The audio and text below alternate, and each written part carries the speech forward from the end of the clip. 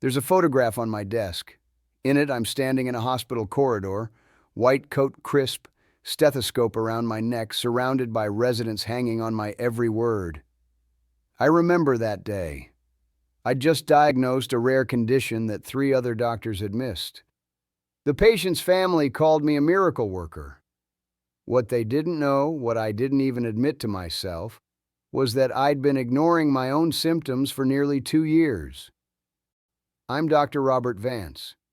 I'm 80 years old. And I spent 53 years as a diagnostician, saving thousands of lives. But when it came to my own health, my own body's quiet warning, I was completely, devastatingly blind. This is the story of how expertise became my greatest vulnerability. And if you've ever told yourself, "I'm fine," when deep down you knew something wasn't right, this might be your story too. People always assumed that being a doctor meant I'd live forever, that I had some secret knowledge, some insider information that would keep me healthy well into my 90s. The truth? It made me worse at taking care of myself. I remember the first time I felt it, this strange, persistent fatigue that settled into my bones like winter cold. It was 2018. I was 72, still working 3 days a week at Massachusetts General. I'd come home after rounds and collapse into my recliner, unable to even make dinner. My son Michael would call, and I'd tell him I was fine. Just tired. Just getting older. And I believed it. Because that's what we do, isn't it? We explain away the inconvenient truths. There's a term in medicine on clinical detachment. It means maintaining emotional distance from your patients so you can think clearly, make rational decisions. But somewhere along the way, I developed detachment from myself. My body became just another diagnostic puzzle I didn't have time to solve. The minor joint pain? Arthritis. Everyone my age has it. The occasional memory lapses? Normal aging. I'd read the studies. The way I'd get short of breath climbing the stairs to my second-floor office? Well, I was 72, for heaven's sake. I had an answer for everything. That's what 50 years of medical training does.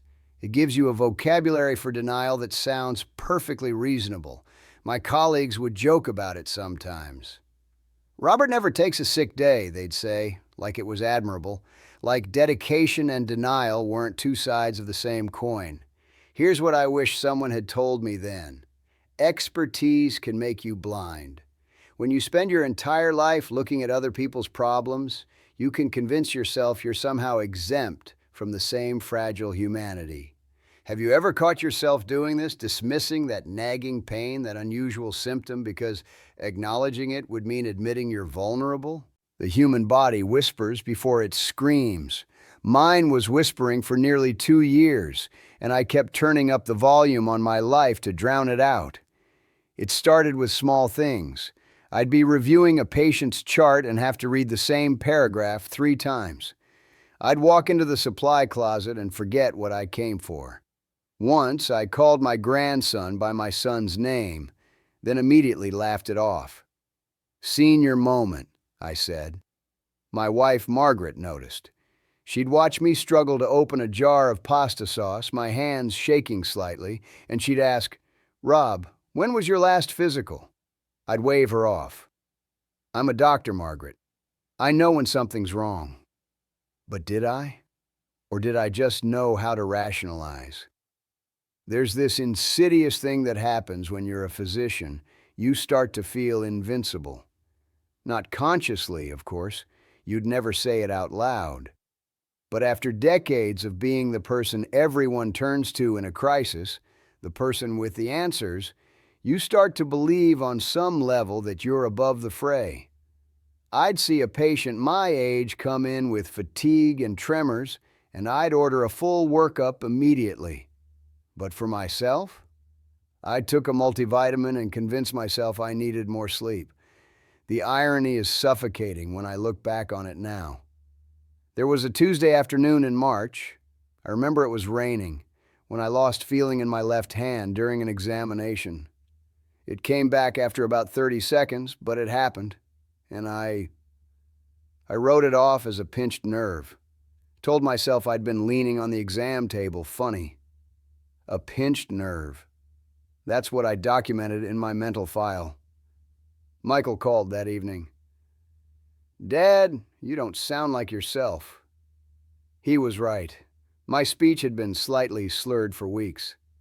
But I told him I was just tired burning the candle at both ends. He pressed. I got defensive. That's another symptom nobody talks about. The psychological defense mechanisms that kick in when you're scared. The irritability. The way you push away the people who care enough to see what you're hiding from yourself.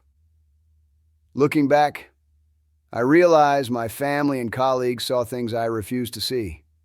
Margaret's concerned glances, Michael's increasingly frequent check-in calls, my research partner David suggesting I cut back my hours. They all noticed. But what could they do? I was Dr. Robert Vance. I'd taught half the attending physicians at that hospital. Who were they to tell me something was wrong? August 14th, 2019. That's the day my denial finally collapsed. I was giving a presentation at a medical conference in Chicago, ironically about diagnostic oversights in geriatric patients. About 50 residents in the audience, bright young faces eager to learn from my decades of experience. I was mid-sentence, discussing the importance of listening to patients' subtle complaints when the room started to tilt. Not metaphorically, literally. The podium swam in front of me. My words turned to cotton in my mouth. I remember thinking, with perfect clinical clarity, this is a TIA, transient ischemic attack. I'm having a stroke. And then I thought, but that can't be right. I'm the speaker. I'm the expert. I woke up in Northwestern Memorial's emergency department with David holding my shoulder and Michael on a flight from Boston. The attending physician, a former student of mine, looked at me with this mixture of compassion and disbelief. "Dr. Vance," he said gently, "your MRI shows evidence of multiple small strokes, some recent, some older, weeks, maybe months old." Months old, those senior moments, that fatigue. The tremor I'd blamed on too much coffee. My body had been screaming, and I'd been professionally, expertly, systematically ignoring every single warning sign. The diagnosis was progressive cerebrovascular disease, complicated by undiagnosed hypertension that I, a cardiologist by training, had somehow missed in myself. My blood pressure had been dangerously high for who knows how long. The worst part? In the ER that day, they asked me when I'd last seen a doctor for my own care. I couldn't remember. 3 years? 4? I'd spent 5 decades preaching preventive medicine and hadn't had a physical in nearly half a decade. The shame was overwhelming, but underneath the shame was something deeper, a grief so profound I could barely breathe. Because this wasn't just about missing a diagnosis.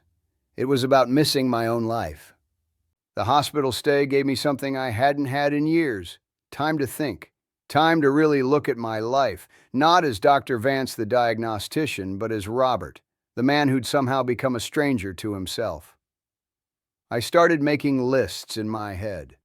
Not medical lists, those came too easily. Lists of moments I'd missed while I was busy being indispensable. Margaret's 50th birthday celebration, I'd been on call. Michael's college graduation weekend, I'd flown in for the ceremony, then flown back for Monday morning rounds.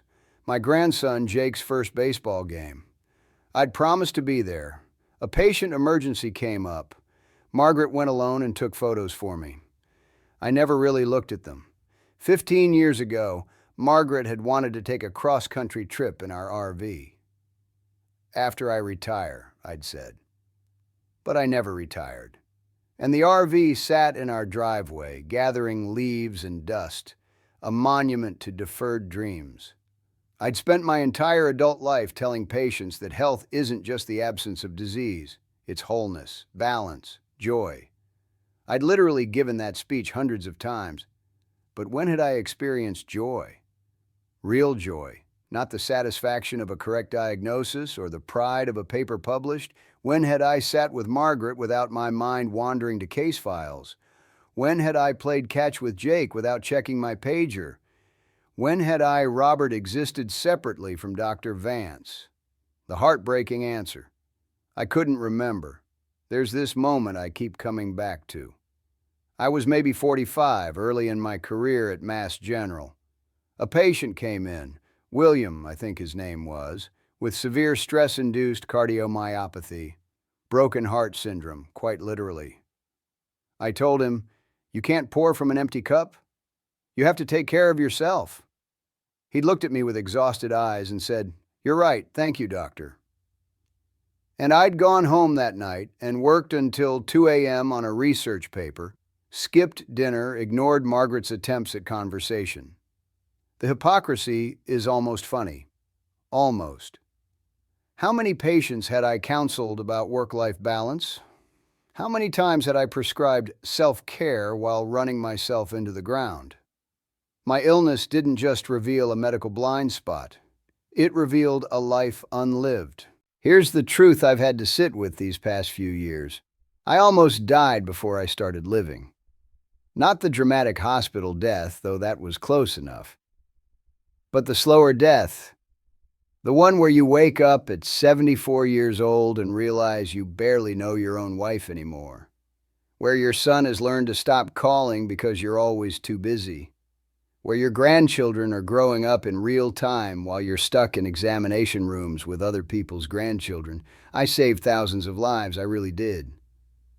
I have letters from grateful families, awards on my wall, my name on published papers that changed clinical practices. But I missed my own life, and no amount of professional success can give that back to me. The deepest regret isn't the strokes I could have prevented. It's the moments I can never reclaim. Margaret's hand reaching for mine on the couch while I reviewed charts. Michael calling just to talk while I multitasked through the conversation. Jake asking me to throw the football when I was too tired. I was never too tired to see one more patient. But I was too tired for my own grandson. That's what haunts me in the quiet moments. I'm 80 now. My health is managed. Medications, regular monitoring, lifestyle changes I should have made decades ago. I see my doctor every 3 months. Ironically, I'm finally good at being a patient. But more than that, I'm learning to be Robert again. Margaret and I took that cross-country trip last summer. 31 days, 12 states, countless sunrises we watched together without me once checking my phone.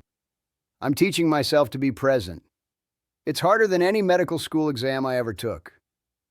Michael and I have coffee every Thursday morning now.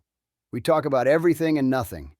I'm getting to know my son as a person, not just a voice on the other end of a rushed phone call. And Jake? He's teaching me to fish. I'm terrible at it. But I'm there every Sunday afternoon, and that's what matters. I'm not telling you this story to make you feel guilty or scared. I'm telling you because if there's even one person listening who's been ignoring that whisper in their body, that nagging feeling that something isn't right, that dream they keep deferring, maybe this will be the nudge you need. Don't let expertise in your job, your role, your life blind you to your own humanity. You're not invincible, and that's okay. That's beautiful, actually. Listen to your body. It knows things your mind wants to deny. Listen to the people who love you. They see you more clearly than you see yourself. And please, don't wait until you're 80 to start living the life that's waiting for you right now. If this story made you reflect, I'd appreciate you sharing it with someone who needs to hear it. And if you want more stories like this, subscribe. I share one every week. Take care of yourself.